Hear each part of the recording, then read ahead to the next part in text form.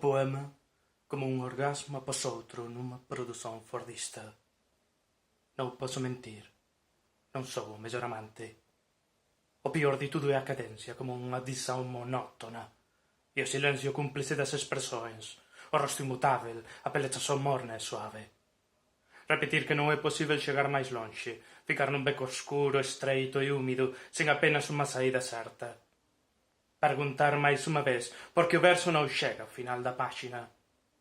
Gañar distancia con cada palabra, criar a voz como as falanxes entre as follas, pasando devagar, construindo un desexo que non se ve máis cumprido.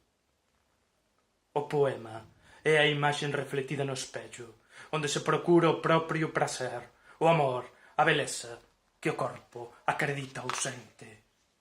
O poema son os outros, aquele novo lugar que construíran para nós, para o eu que sou apenas unha sombra dele, e o espello como instrumento, a páxina que fica en branco, inmaculada, con a súa voz percutindo sobre os tempos, para dizer que precisa ser desflorada, e non ser a cima virgen que fica deitada como as pernas abertas, aguardando o poema que nasce sen o contacto previo, sen o aroma dos fluidos que impregnan os xenitais.